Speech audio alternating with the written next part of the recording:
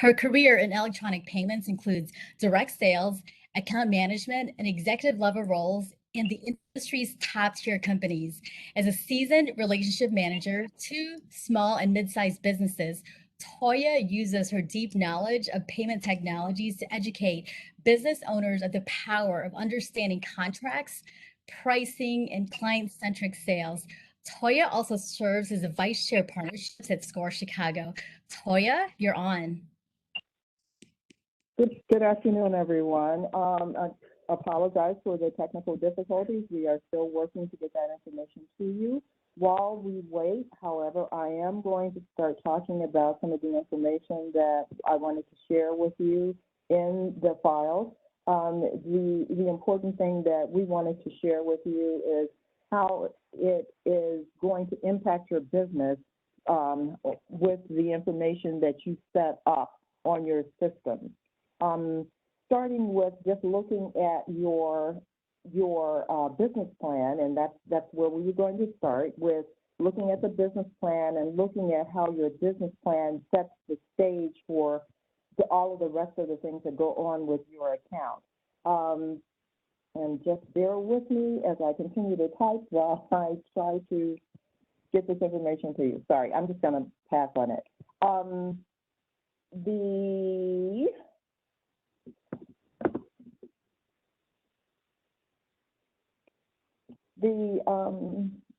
Sorry, again, I'm looking at my slides. So why should electronic payments be part of your business plan? And I also want to talk to you about what are some of the payment options for your business. Factors to consider when establishing a payment acceptance system and leveraging your options with your bank to benefit your business. Okay, so let's talk about your business plan and making sure you get paid. As you are looking at your business plan, everyone knows that it's going to be your template for how your business works. But it's also a living document. It's also the thing that you're going to go back to again and again to make sure that you are on track with where you want to go with your business. The things I want to focus in on your business plan, and not to try to go through an entire document for you, but just to focus in on some of the things that are critical on making sure that your accounts receivable and your accounts payable are in line, as well as making sure that your clients are getting funds to you and actually purchasing your product or service. So when you look at the business plan, let's talk about how the business plan helps you monitor your finances and how it helps provide the opportunity for you to form those partnerships and then with your investors and with your lenders. It also helps you define what your structure is, your vision, your plan, and it defines what your customer base is. What is your product, how your customers will benefit from your company, how you differentiate your business from your competitors. As you look at your management, you're going to think about how to provide a clear definition for you as well as your business partners on who's going to make the decisions about the various aspects of your business. This is important because as we think about the parts of your business, the accounting and the accounts payable and the marketing, who's going to be making those decisions about what you're going to focus on and how those things are going to be implemented going forward. As we're looking at the finance portion of your business, finance actually affects so many parts of your business. We're not just going to go to the financial aspect. We're going to think about the financial statements, the accounting software that you're going to use, the payment systems that you're going to implement, accounts receivable, accounts payable, and importantly, collections. How are you going to get that money from those people who have decided that they want your service, but they haven't paid you? And then finally, again, with your business plan, looking at your marketing and the market analysis portion of your business plan. What competitive analysis have you done? Have you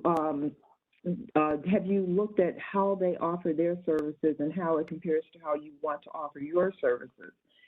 The sales data, regarding your customer demographics, and including in there what kind of information the competitors are using to form their payment structure. And then finally, a brief conclusion, again, this is still in your business plan, summarizing what your company can do better than your competitors. Okay, and as you are looking at your business plan and you're thinking about the marketing aspect of it, what are your clients' preferences for your payment structure? Now, if you're already in business, you've been thinking about this and you already have some information. So what do you know about your clients? If you're not in business already, if you're a startup and you're thinking about how do I do this, you need to be thinking about what are the demographics for your clients? Who are they? And not only just their age, but their income and what can they afford? Is your product overpriced for the market? Or do you see so much value in your product that you know that you can get the price that you want for that product? How do you track the purchases for your clients? Do you offer rewards?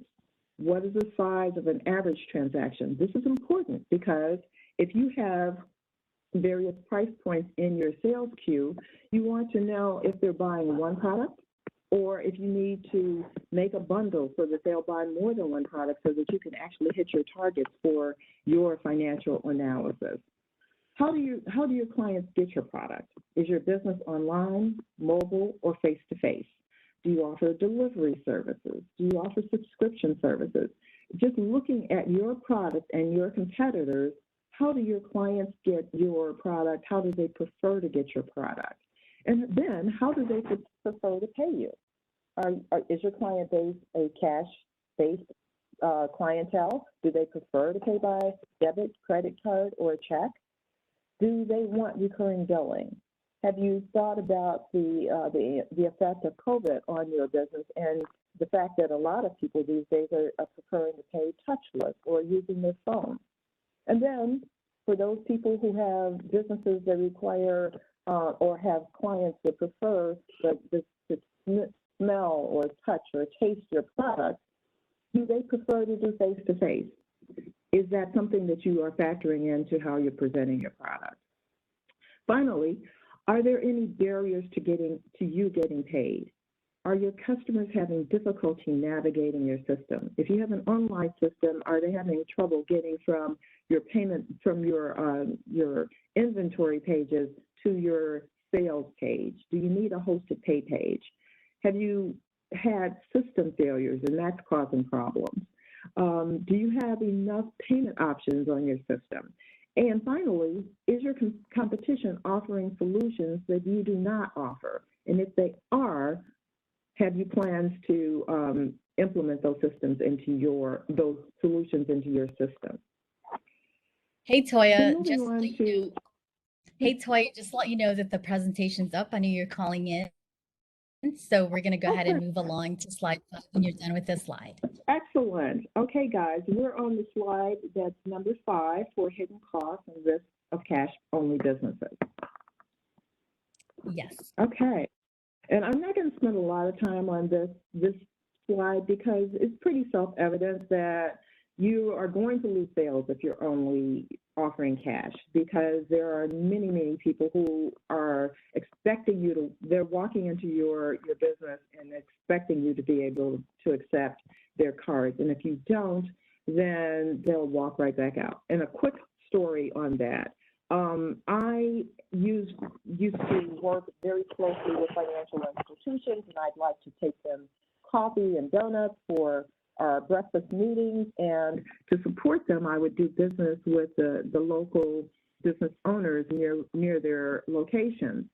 I walked into a local pastry shop wanting to buy coffee and donuts for my business meeting, and they didn't accept a card, and I'm one of those people that I don't carry cash. So they lost my business. And for what I presume was an average transaction size of less than $10, they lost a easy $75 transaction just by not accepting cards. I happen to be one person, but that could happen over and over and over again. And it's business that you don't know you're losing. So you should be aware that that's something that your clients might want. The other items, the lost or stolen risk that you experience, every business owner should be aware that there is a possibility of shrinkage. It is a possibility that people will walk out with cash. You need to be aware of that, as well as business accounting tracking errors. Just the commingling of funds is difficult with cash-only businesses, as well as, and I'll go down to the last one, the impact on your credit score. Business owners now need to be just as aware of their business credit as well as their personal credit. And one of the ways your business credit is tracked is via the way you use your business credit cards, the way you use systems like merchant services or electronic payment services. So just looking at some of these items, keep those in mind if you decide that you only want to do a cash-only business. Next slide, please. Okay. We were talking about I talked just a moment ago about cash-only businesses. This just further delineates some of the advantages, the benefits of payment services accounts. It primarily allows your clients to pay you the way they want, when they want. And you really want to be able to do that because you want to be able to get paid for your services. It increases your sales. It provides a better money management system. It reduces the risk of bad checks and bad currency. And it finally provides a better customer vendor service and the convenience of that service. Next slide. This is a very dense slide that provides a lot of information and a very short snapshot piece. And I'll refer back to this piece from time to time as we go along. But I wanted to present this because in a snapshot with just a few of the players in this ecosystem, you see that there are acquirers, those who provide the processing for your transactions when you set up electronic payments. The card networks, and please note, there are way more than MasterCard, Visa, Discover, and American Express. There are a number of options that clients can have. Some of these are international, some of them are local, but they are other card types that you might see. And depending on the processor that you're working with, that you may or may not be set up to accept them. You want to make sure you can accept all types of cards, because if you have a client that comes from a different country and their card is a card type you're not accustomed to, you want to be able to accept it as long as it's one that's a legitimate card type. Then you have issuers, banks, various card companies. Different types of entities will provide cards to individuals and business owners, and you want to be able to accept those card types. The gateways are the applications that you can put on your system so that your online capability can accept different types of payments, and it can integrate within your website. ISO and MSPs are independent service organizations and merchant service providers, and these are businesses that work independent of the regular the regular issuers and the regular acquirer or processors, and they can provide a variety of options in a one-stop shop. So there is value to working with them. And the non-card payments are the debit cards and the alternative payment structures. And speaking of, moving on to the next slide, speaking of the payment process and how it works, in the interest of time, I'm not going to go through this whole slide. I have on the right a graphic that provides information about how the process works. And it describes, just looking at the process, you can see that it goes through several steps. And if you've ever wondered why it takes 2 to 3 business days for a transaction to go through, this is why. It goes through a variety of institutions, which, although it's electronic, it can slow down the transaction being processed and being credited back to your merchant account, because sometimes the transaction has to go through several authorizations before it can actually clear. Sometimes it doesn't get there as quickly as you expect it to. There are processors that will, based on their relationship with either you or the issuing bank, offer faster turnaround, and there are companies like Stripe and Square that have truncated that process as well. But there is a cost involved in that, and it is factored into your pricing. So just be aware that if you want your funds faster, that's something that you might be able to negotiate, or you might look at a different processor so that you can get that. Next slide, please.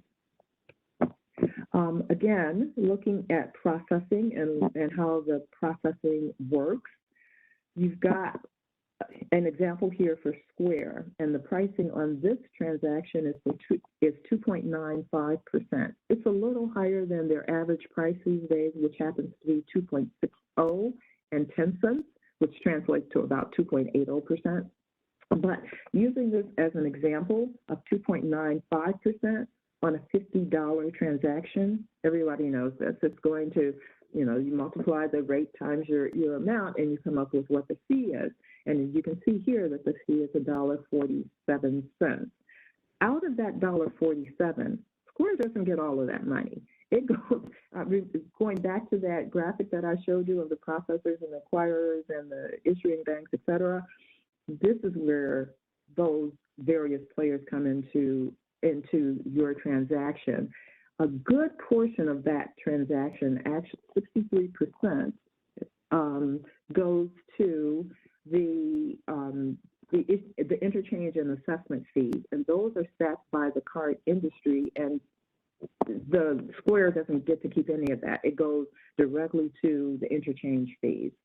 The security feature for 3%, that is the amount that you might have some negotiation on. You might decide that you don't want address verification, et cetera, et cetera.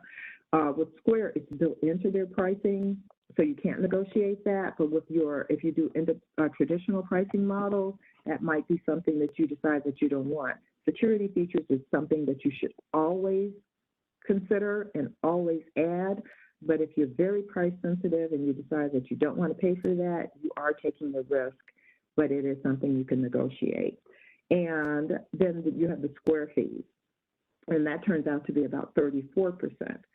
Based on Square's pricing model, you're not negotiating their rates. Their rate is a flat rate, and that's what you're going to pay. You pay for the convenience, and you pay for the quick turnaround of their transactions. With a traditional pricing model, with a traditional processor, you have some wiggle room, and it also can be negotiated on different parts of your package. But all of this just bundles into with the rate that you pay. And I wanted you to see a graphic because a lot of times it's not clear why that rate is so high, and the expectation is that the company that you're working with is keeping all of those funds. Next slide, please. In addition to the transaction fees that we just talked about, there are monthly fees. And when I talked about your business plan, this harkens back to that. When you have established someone in your team that's going to be in charge of looking at this, and that person, quite honestly, might be you. It might be a family member. It might be your accountant. But whoever it is, they should, on a regular basis, review your statement, because mistakes can occur on your side, on the company side. Mistakes can occur. You should also be aware that sometimes it's not a mistake, it's what you originally signed up for as part of your contract or your agreement with that company. You might have agreed to pay statement fees and never paid attention to the number. Well, it will appear in your statement along with these other fees, and if those fees turn out to be more than you expect, you might want to try to renegotiate, or at least look at other providers. Some of those fees, again, statement fees, gateway fees if you have online capability, a monthly minimum fee. And I want to stop here for a second because a monthly minimum fee is monthly. So if you have a great month where you're doing way more than what your expectations were, if your monthly minimum is $1,000, and 1 month you do 500, or you do 100,000 in 1 month, that's fantastic. You've no monthly minimum. If the next month you do 500, monthly minimum fee will apply. So if you are set up for that and you have questions about it or you don't like it, again, talk to your provider, because that's something that you agreed to and it's something that you might want to renegotiate at the beginning of your next contract period. The rest of these are additional fees that you could be subject to, again, based on what you originally set up with your provider to pay. Next slide, please. We talked about the various ways that you can accept payments, and these are some of the traditional ways of accepting payments for your business. You have in-store, if you are a traditional brick and mortar type business, you have in-store payments where their credit and debit cards are accepted. And this is something that well over three-quarters of the American public expects you to be able to accept. Again, cash-only businesses, it's three-quarters of the people walking into your store are going to expect you to accept the payment, and if you don't, they might walk out. Those in-store systems can include several different options for you to provide to your clients, including gift and loyalty cards, and if you want, ACH as well. If your volume is more than $5,000 a month, I would strongly recommend that you at least consider traditional pricing models if you're using flat rate pricing. The reason why is because the flat rate pricing has a break-even point where it makes sense for you to be with the flat rate versus traditional. But at the point where your revenue every month, the amount that you're taking in every month and processing is higher than 5,000, that's when it starts getting to the point where you want to see whether or not, just comparing apples to apples, whether or not it makes sense for you to go with a traditional model.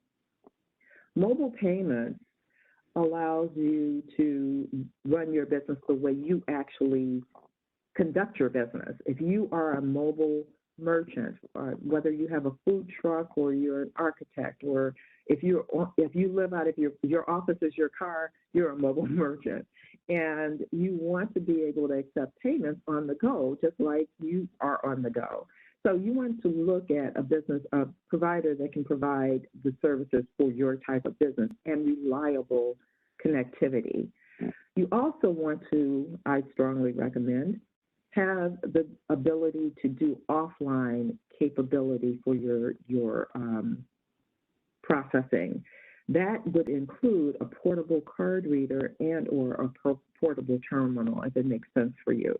The reason you want to make sure you have this is because if you are able to get business from a convention or a golf course or anywhere that's off-site and the connectivity isn't perfect, you might be able to do transactions where you're just collecting the data from the card and for security purposes, information about your client, so that you won't lose the business, and that you will be able to process those transactions as soon as you get that connection available for internet services. Online payments are online payments, and you want to have a website that will be able to accept those payments. Select a processor that can not only provide you with services for your website, but have some add-on features for you as well.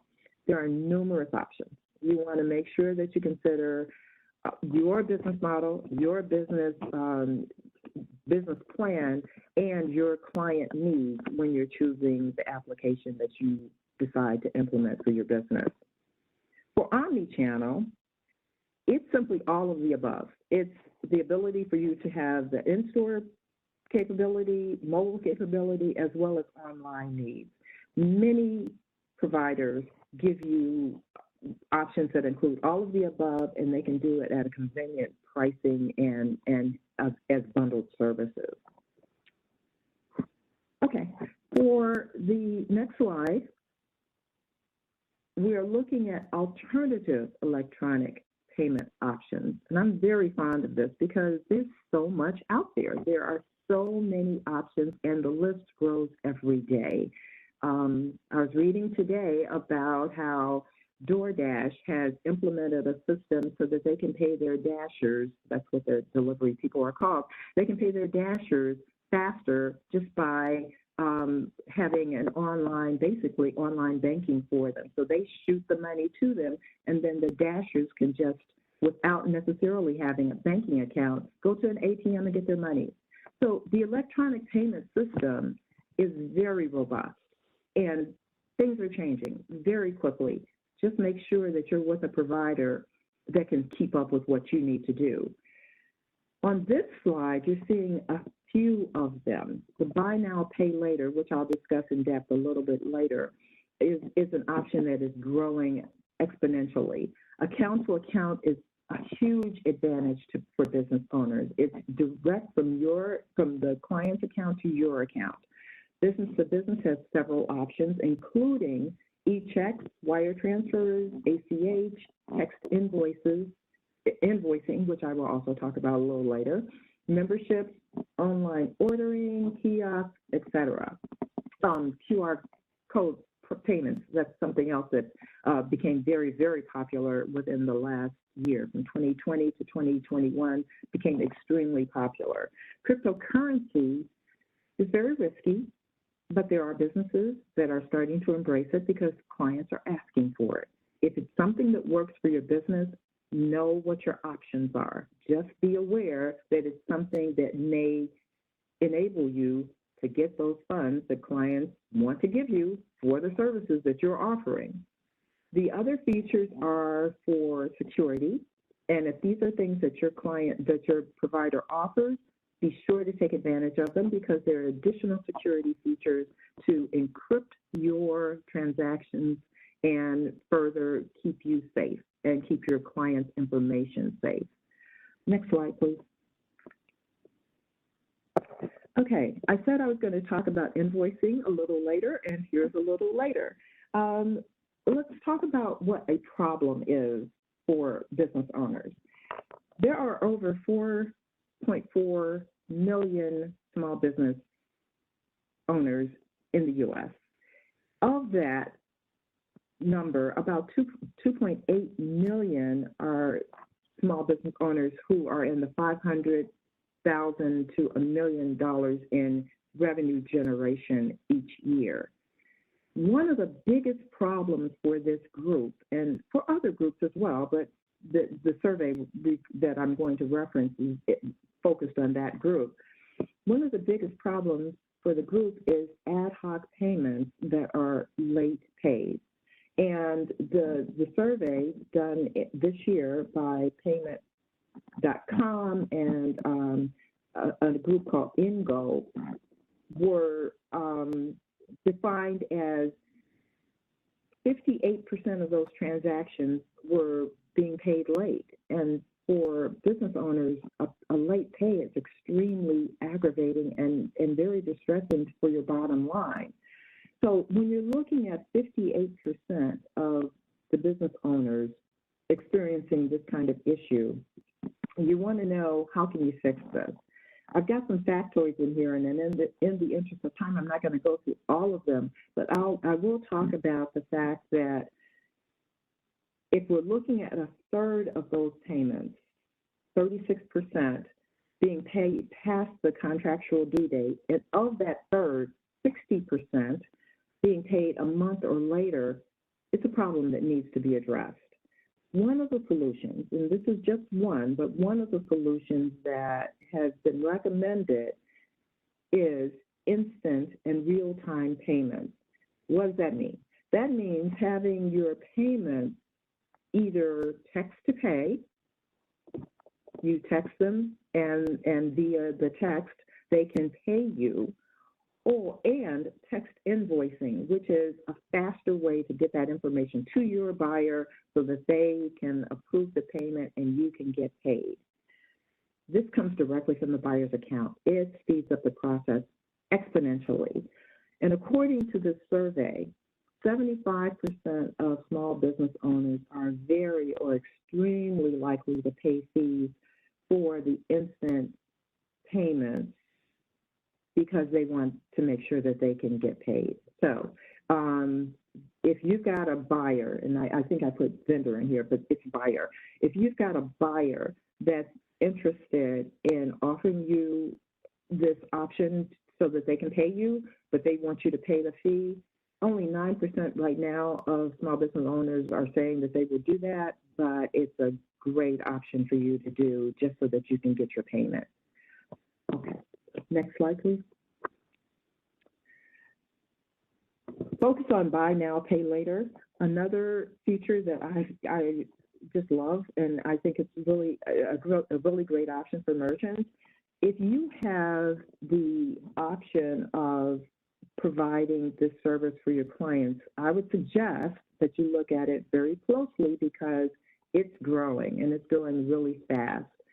20% of consumers this year said that they've used it at least once in the past 12 months. Last year, when they did the same survey, it was 9%. It's growing. The feature was first established as an industry back in 2015, and every year it's growing. But we've noticed that not only is it players in that particular space, but also the major credit card users are now paying attention to this as an option and are starting to offer it as well. And what is buy now, pay later? Many of you already are aware of what it is, but just to bring everyone up to the same level, it provides the ability for a buyer of your products and services to it provides them the ability to spread the payments out over time. So it's installment payment at no additional cost to you and sometimes to the client, depending on which provider you select. The buyer of your product can, at the point that they're ready to pay, indicate that they want to use this option, they sign up, they agree to the terms, and then they can spread their payments out anywhere from 2 weeks to 4 months, according to the businesses that I looked at. And I said that there's no cost to you. Let me rephrase that. There's no additional cost to you beyond the negotiated fee that you set up to put that company on your system. And that can be anywhere from 2% to 8%. Now, why would you want to do that? Go back to this slide. You can find that we find the consumers report growth in use based on the ease of use. They like the ability to be able to do it quickly, and they like the predictability of the payments. They like having equal installments to break it down. They particularly like the guardrails. So they know how much they're going to pay. They know if they pay it on time, there's no additional charge. Millennials and higher income people like to use it because they see it as a way to avoid increasing the debt on their charge cards. 2/3 of the users say that they would increase their use next year. 70% of the ones who haven't used it said that they would definitely use it in 2022. Millennials and other age groups have, with a credit blemish and they're not able to get charge cards, like to use it so that they can establish credit. With some companies, that's a possibility. With others, no. But it depends, again, on the company that you select. And then finally, for those individuals who lack a credit card access, they are the underserved populations, they are too young, they just don't have the income, they are 3 times more likely to use this option at checkout because, again, it allows them to take that $100 purchase and break it into smaller pieces and make the payments at the schedule that they can afford. Moving to the next slide. Security is something that you should always keep top of mind for your business. It not only protects you, but it protects your clients, and it keeps you from having to worry about some things that are easily avoided. Fraud management tools includes the EMV, which is a chip technology, which should be on your system if you have a hard terminal sitting on your desk. Address verification and card verification are things that you as a consumer and you are, as a merchant, are also aware of, because you're just asking for additional information to prove that the person in front of you is the person that actually owns the card, and the card will get, the approval for the card will go through. Manual review techniques. Now, some of these are things that you may or may not be aware that you can do, but you have the right as a merchant with the access to the technology. You have the right to do it contractually. So you can call your issuing bank to verify that the cardholder ordered the items being purchased. You can do a callback to the customer to verify that the order was placed. Somebody calls you, they say they want to make this purchase, you have a phone number, you verify that the phone number is correct, you can call them back. Did you actually purchase this? It's for your protection, and it's also for the protection of the card holder. You can check customer records to verify that the customer actually did order this, and this is something that is on record as something that they do on a regular basis. You can collect the expiration date information in the authorization. And that way, you are getting an authorization that is verified to be, again, for the card that is being presented. If you suspect fraud, you have the right, and many people do not do this. I've been in many shops where they haven't requested any identification. So it's always a surprise when they do. But you have the right to ask for identification to verify ownership. You also have the right to ask for a phone number. And then you actually can call and verify that the transaction was legitimately placed by the card holder. And then you can confirm the order by sending a note to the customer's billing address. It's an extra step, but you can do it. Finally, if applicable, be sure to include level 2, level 3 verification information. For those business owners who accept business charge cards, this is information that you are aware of and that you know that you can ask for it. This is just additional tax information or invoicing information about the transaction. Please create well-designed receipts and clear notes about what your return policy is. One of the biggest things that I find or have found with a chargeback is where individuals have different names on their receipt and their actual account. And then if your company says ABC Company, and then when your client or buyer receives their statement and it says Tom Jones Inc., they might believe that it's a fraudulent transaction and decline it. And it's actually a legitimate transaction, but the two didn't match. So make sure that the information matches. So always provide a clear and well-defined receipt, and also a clear and well-defined return policy on your receipt. If your terms are 30 days, no returns after 30 days, please state 30 days, no returns after 30 days, so that you can help your staff and yourself with possibilities of chargebacks. Okay, final slide. I want you to think about the relationship that you have with your bank, your banker, and your processor. If you are working with a bank that has a relationship with the company that you are working with for your electronic payments, leverage that relationship. Think about your entire relationship and how to get the best deal for your business. You have longevity with the bank. Talk about it.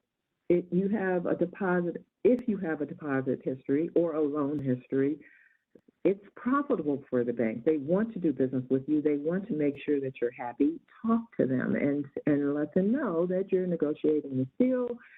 Are there any benefits for bank clients, et cetera? Think about your credit, getting credit for your personal and business experience. If you have a small business that's just growing, but you have a huge personal relationship, that counts.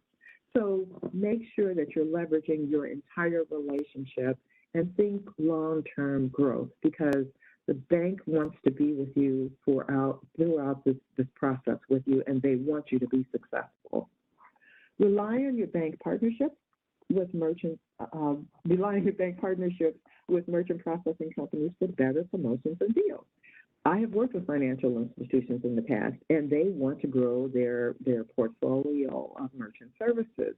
So they do gift and loyalty programs. They have inventory systems that could be embedded in some of the products that you may be interested in. There's e-commerce support and gateways. They do bank promotions and incentives. All of these things are things that you should be talking to your banker about. Is it available? Great. If it's not, okay, but at least you did try to put that as part of the relationship between both of your partners. And then, if there are customer service issues for you or your clients, they can help you. If you're a great client of theirs, they may know someone that can assist you with disputes or customer service issues, or negotiating better contract terms, or even bundled services. Final words, do your homework. Please make sure that business plan is implemented not only in the management and the finance and the marketing, but in all aspects of your business. Make sure that you're making decisions based on how you want to do business and what's best for your clients. Know your business, know your clients, and know your options. Thank you.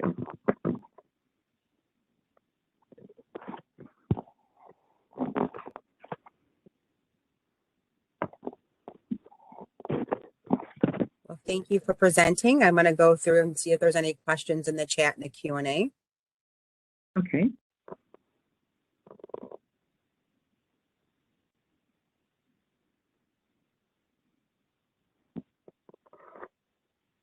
If there's any questions, can you please put into the chat or the Q&A?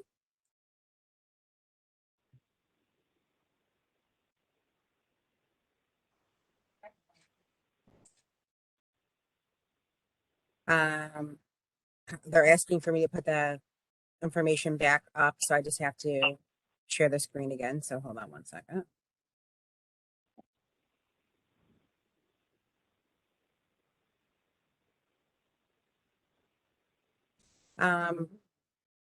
They're asking if they get access to the slides. I know we are recording this and we'll be posting it on youtube.com/Chicago BACP, but we could talk to Totoya about possibly having the slides or something, some kind of handout sent. Sounds good. The recording will be posted by the end of the week.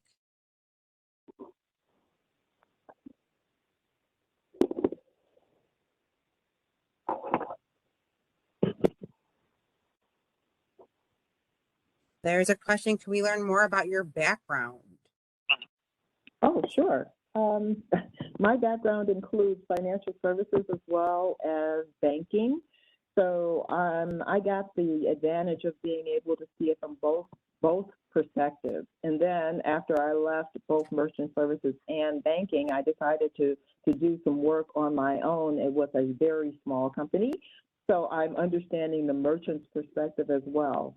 The very interesting thing about the merchant services world is there's so much happening. It is very dynamic, and there are new players entering the field all the time. So it's one of those things where I stay on top of information by subscribing to a number of trade journals. Great. Next question. Is there a card or company that you recommend for starting your business credit? Actually, I tend not to try to make recommendations because businesses have such varying needs. What I would recommend, if you're working with a bank at all, I would highly recommend you start with the bank that you're working with just to find out what kinds of services the companies that they partner with offer. Most of them do have a partner, and it works to your advantage to leverage that. Great. A question came in. How do we develop a relationship with virtual providers like PayPal?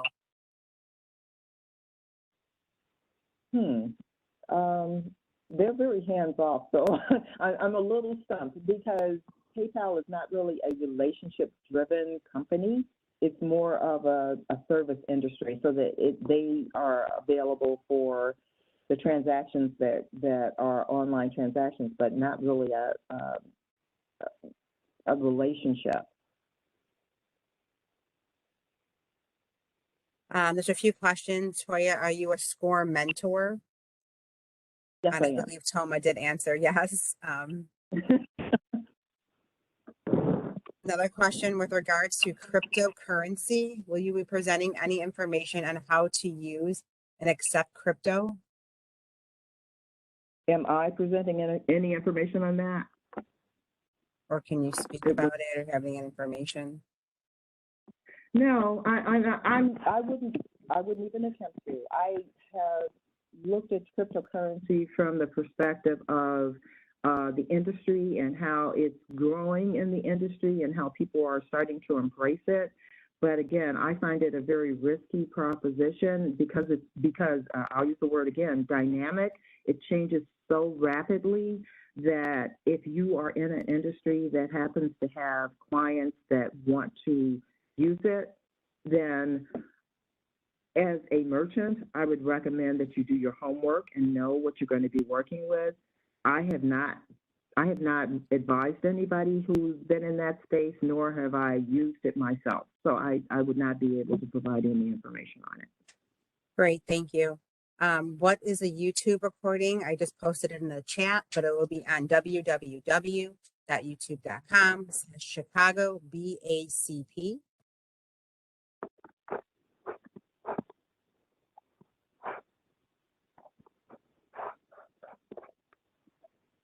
Any advice on online banking services that charge no fees for business banking accounts? I have worked with a few banks in the past, and because our model basically says that we don't try to direct clients to a particular industry or a particular bank, I would recommend, again, that you look at some of the services. I would just Google who provides the service and then take a look at what works best for you. Identify, based on your business plan, what makes sense for your business, because what makes sense for a manufacturer might not be great for you as an artist.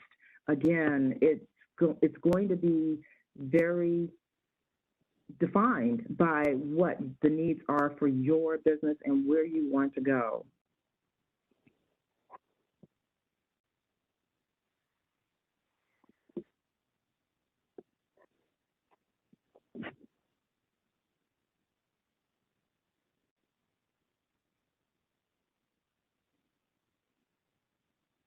Okay, great. I do not see any more questions. I put the last slide up again for everyone with Toya's contact information and her SCORE volunteer email. Hannah, would you like to say anything about SCORE at the end and how to make an appointment with a SCORE volunteer? Sure. Thank you so much, Geraldine and Toya. Great presentation. I really appreciate you sharing your expertise with us. I mean, your insights are really helpful as we want to make sure our business owners get paid right in the fastest and most efficient way possible. Toma, great work as always. And to those of you who joined in, as you implement these strategies that Toya shared, remember you're not alone. SCORE Chicago and the City of Chicago BACP, we're all here to support you. So please stay connected with us. Keep attending these webinars and schedule your appointment with our mentors at SCORE. The mentoring sessions are always free and confidential and can be scheduled from our website at chicago.score.org. Hope to connect with all of you again. Until then, stay safe and well, and bye for now, everyone. Thank you all. Thank you. Thank you.